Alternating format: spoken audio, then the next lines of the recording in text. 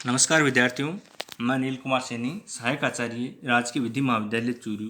आज इस वीडियो श्रृंखला के अंतर्गत हम संयुक्त प्रक्रिया संहिता के आदेश 28 के बारे में हम चर्चा करेंगे कि आदेश 28 है वो क्या बताता है। आदेश 28 है वो बताता है कि निर्णय से पहले गिरफ्तारी और कुर्की कब की जाएगी, यानी कब निर्णय से पहले किसी व्यक्ति की गिरफ्तारी की जा सकती है और कब किसी व्यक्ति की संपत्ति की कुर्की की जा सकती है और कौन सी परिस्थितियों में उसकी गिरफ्तारी होगी और कौन सी परिस्थितियों में उसकी संपत्ति की कुर्की होगी।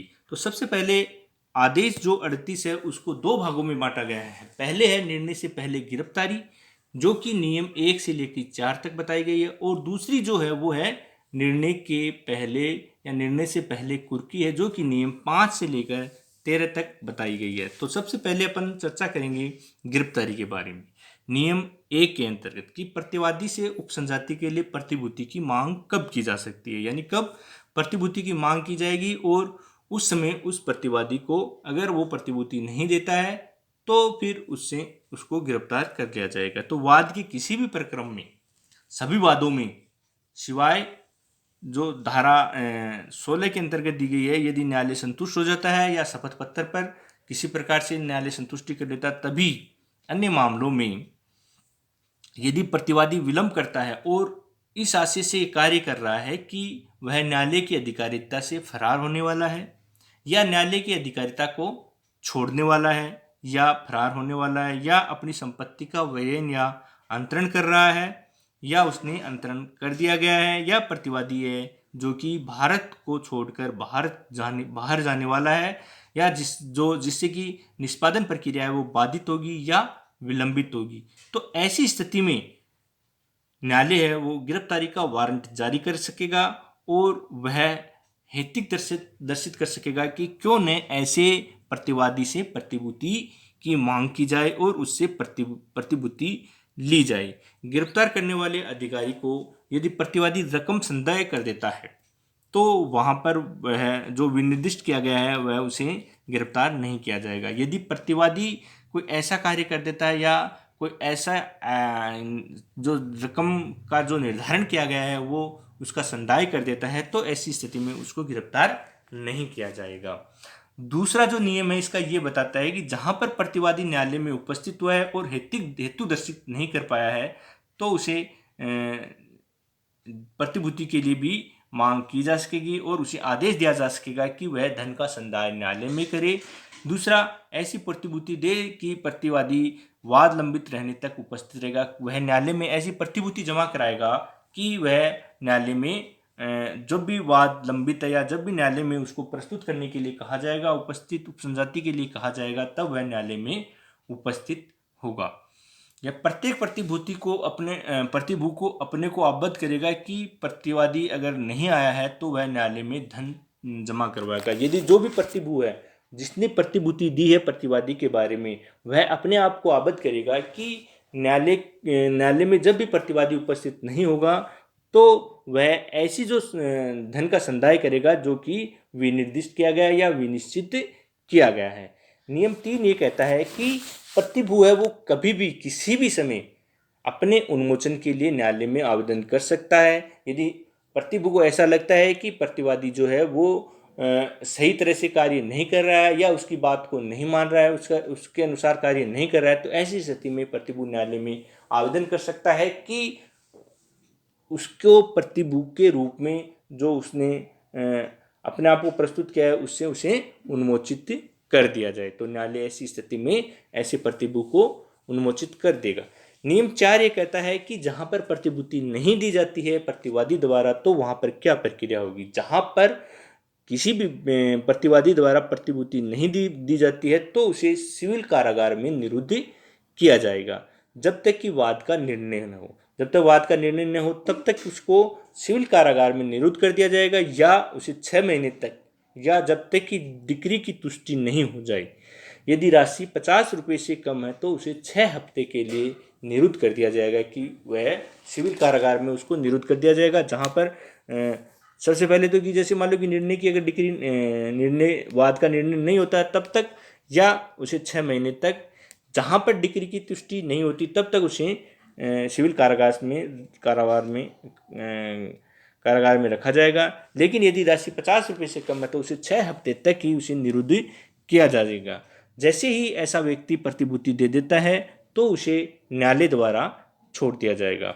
तो ये आप नियम 1 से लेकर 4 तक निर्णय से पहले है गिरफ्तारी के बारे में इसमें बताया गया है।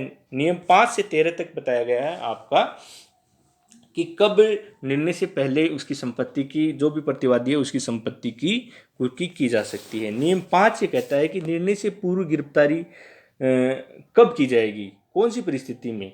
तो न्यायालय किसी भी प्रकरण में जब वह शपथ पत्र या अन्यथा संतुष्ट हो जाता है कि प्रतिवादी विलंब कारित करने के लिए निम्न कार्य कर रहा है कि अपनी जो संपूर्ण संपत्ति है या उसकी किसी संपत्ति का कोई भाग है वह वैनित कर रहा है। सबसे पहले यदि उसको लग रहा है कि वह जो भी विवादित जो संपत्ति है या संपूर्ण संपत्ति है उसके किसी भाग को वैनित कर रहा है या अपनी संपूर्ण संपत्ति या उसके भाग को रिमूव कर रहा है, उसको हटा रहा है, उस एक स्थान से दूसरे स्थान पर उसको ले जा रहा है, तो न्यायालय प्रतिवादी को आदेश देगा कि वह प्रतिभूति दे या हेतु दर्शित करे या कोई ऐसा कारण बताए कि वह इस वजह से संपत्ति को हटा रहा है कि उसकी संपत्ति को क्यों न कुर्क किया जाए। तो ऐसी स्थिति में न्यायालय है कुर्की का आदेश दे सकता है। वादी को कुर्की की संपत्ति का भी वर्णन करना पड़ेगा। न्यायालय चाहे तो सशर्त कुर्की भी कर सकता है। न्यायालय चाहे तो ये भी उसमें शर्त भी लगा सकता है कि किस प्रकार से संपत्ति की कुर्की होगी। यदि उपयुक्त नियमों के बिना कुर्की की जाती है तो ऐसी कुर्की सुननी होगी। जहाँ पर ये जो उपयुक्त जो निर्णय बताए गए हैं, उपयुक्त जो शर्तें जो नियम बताए गए हैं उनके अनुसार अगर कुर्की नहीं की जाती है तो वहाँ पर कुर्की सुननी होगी। जैसे मान लो कि कोई व्यक्ति ऐसे कोई विलंब कारित कर रहा है या संपत्ति को हटा नहीं रहा है, डिस्पोज नहीं कर रहा है, रिमूव नहीं कर रहा है, और ऐसी स्थिति में यदि संपत्ति कुर्की कर दी जाती है तो वो कुर्की है वो शून्य मानी जाएगी। नियम 6 ये कहता है जहाँ पर प्रतिवादी हेतु दर्शित करने में असफल रहता है या प्रतिभूति नहीं देता है तो उसकी संपत्ति को कुर्क कर लिया जाएगा। नियम 6 प्रतिभूति देने में असफल होने पर उसकी संपत्ति है वो कुर्की हो जाती है। प्रतिभूति दे या जहाँ हेतु दर्शित कर दिया है वहाँ पर उसकी संपत्ति को उन्मोचित कर दिया जाएगा। जहाँ पर व्यक्ति द्वारा प्रतिभूति दे दी गई है या कोई हेतु दर्शित कर दिया गया, कारण दर्शित कर दिया जाता है कि इस प्रकार से वह प्रतिभूति नहीं दे रहा है, तो ऐसी स्थिति में उसकी संपत्ति को उन्मोचित कर दिया जाएगा। नियम 7 ये कहता है कि कुर्की की प्रक्रिया क्या होगी।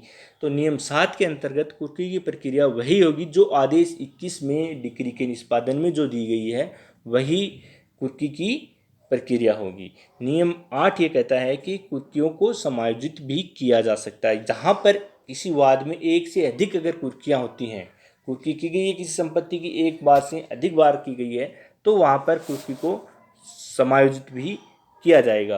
कब कुर्की की समाप्ति कर दी जाती है? जब प्रतिवादी या कोई ऐसा व्यक्ति है जो नियम 8 के अंतर्गत प्रतिभूति दे देता है या जहाँ पर वाद है वो खारिज हो जाता है, वहाँ पर कुर्की की समाप्ति हो जाती है। नियम 10 ये कहता है कि कुर्की से व्यक्तियों के अधिकार और उसका जो प्रभाव है वो प्रभावित नहीं होगा, यानी किसी भी प्रकार से वो प्रभावित कुर्की से किसी भी जो व्यक्ति होते हैं उनके अधिकारों को या उनकी कर्तव्यों को प्रभावित नहीं किया जाएगा।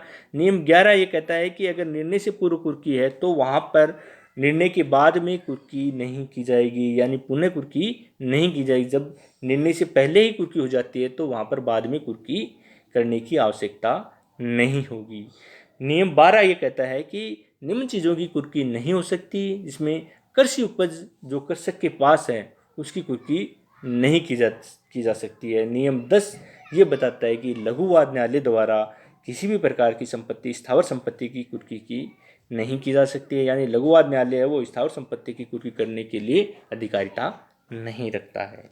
तो इस प्रकार आज हमने आदेश 38 के अंतर्गत निर्णय से पूर्व गिरफ्तारी और कुर्की के बारे में चर्चा की। धन्यवाद।